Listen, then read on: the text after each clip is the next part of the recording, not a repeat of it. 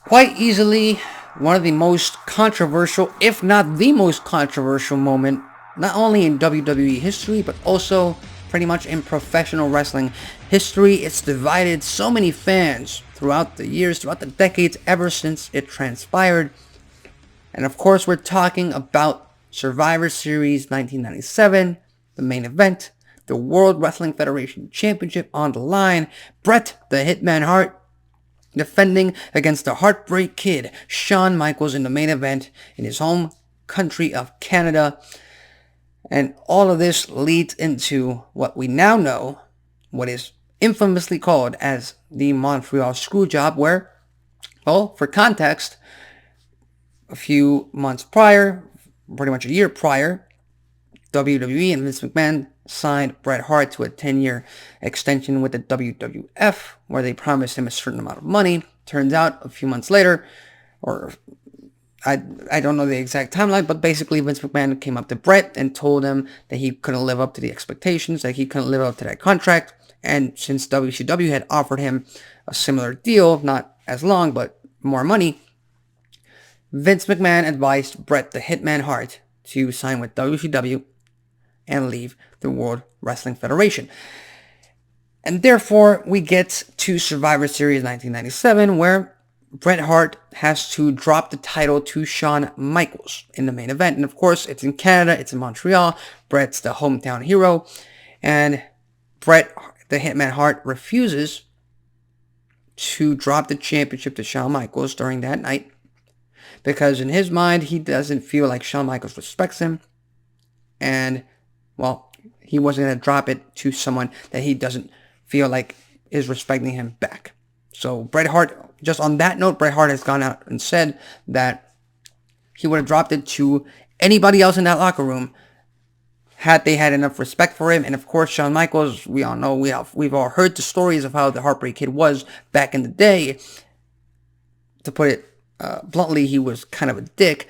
So, he pretty much just poked fun at it and basically straight up told Bret Hart, I don't respect you. I would not drop the title to you. So Bret the Hitman Hart, responded and said that he would not drop it to Shawn Michaels. And of course, the entire story being Vince, Shawn, Triple H, maybe a few other people went backstage and they were still trying to figure out how to get the title off of Bret Hart that very night at Survivor Series, because they didn't want what happened with Alundra Blaze to happen with the WWF title.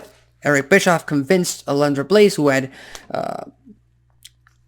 quote-unquote betrayed, or I forget the correct term. She had been traded, or she had left the WWF, defected, that's the word, to go to WCW, and Eric Bischoff pretty much convinced her to throw that title in the trash can on live WCW TV, which, again, if that would have happened back in 97, with the WWF title, their most prestigious title, their bread and butter, the World Championship, the most prestigious title that they had, that would have pretty much put a nail in the coffin for the WWF and would have put them out of business eventually during the Monday Night War. So Vince McMahon was not about to let that happen.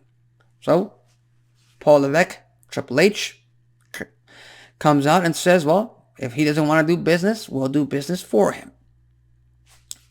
We get to the match, we get to the main event. Shawn Michaels locks in Bret the Hitman Hart into his own move, the sharpshooter.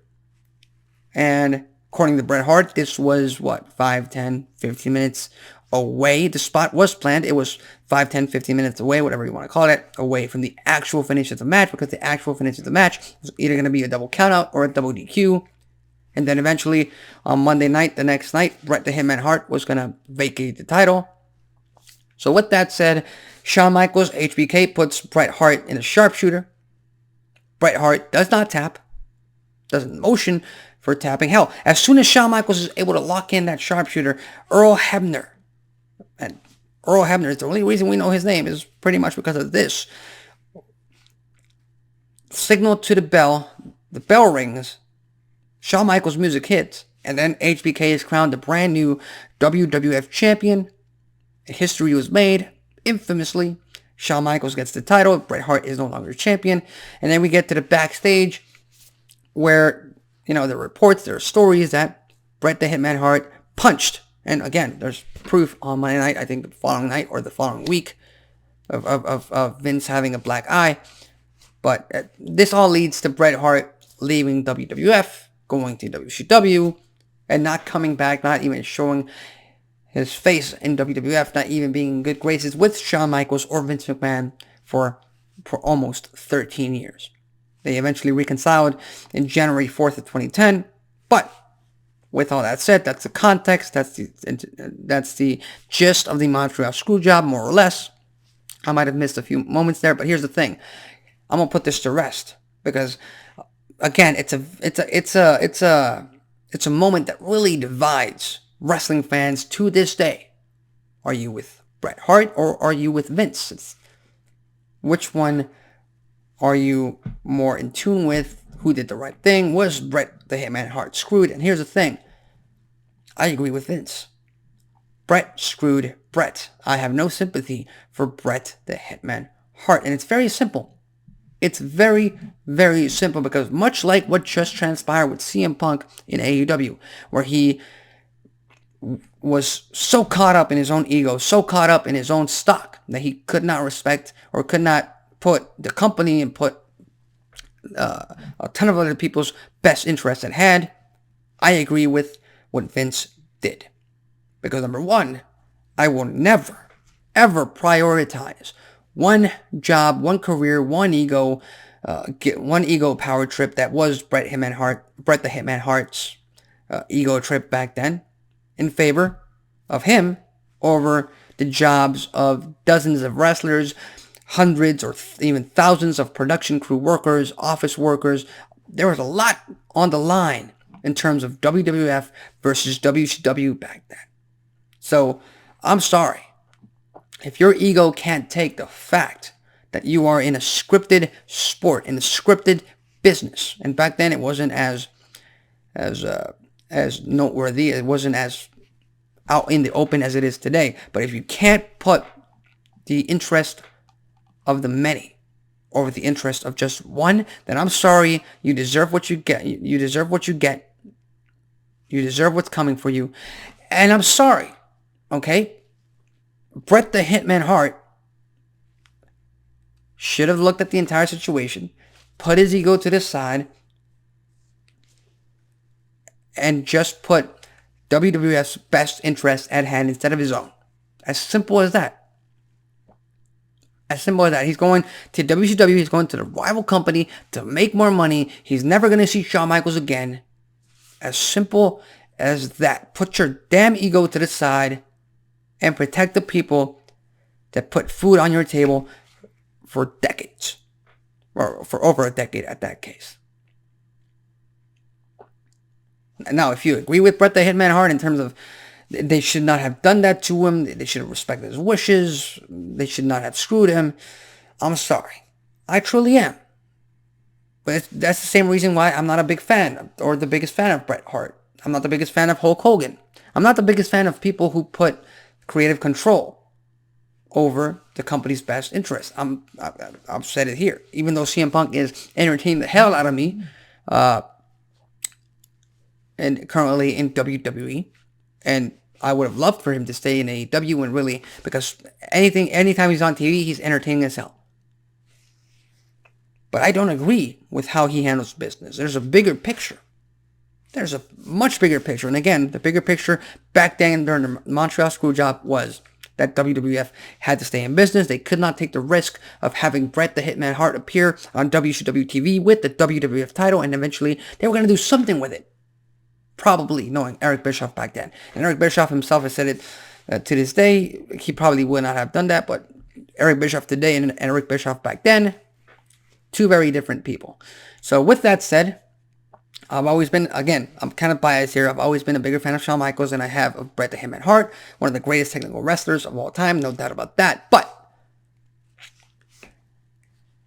in my opinion, he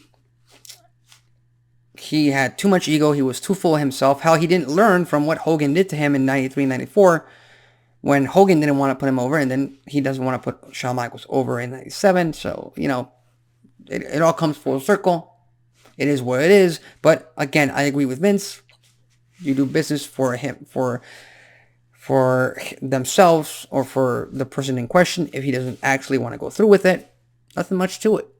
Nothing much to it. It's just what it is. That's the nature of the business. That's the nature of the beast. So, in my opinion, Shawn Micheals, Vince McMahon, WWF, they were in the right in screwing Bret the Hitman Hart out of the title during that night. And there's no way, there's no argument that you can make that's going to convince me to put one man's ego over hundreds, maybe even thousands of employees being at risk, being in jeopardy during that Monday Night War. So with that said, those are my thoughts on the Montreal Screwjob. Most of you will not agree with me, of course, because I am siding with the corporation. I am siding with the WWF. I'm siding with the company instead of the individual. I get it. We all have different opinions. We can all view all of this in different light. So with that said, leave your thoughts, comments on what should have happened. What are your opinions? What do you like, dislike about what happened? How did it affect the wrestling business to this day? Leave your thoughts, comments, and on the comment section below. So with that said, I'm Alexis Carrillo. This has been Wrestling Talk, and I'll see you next time.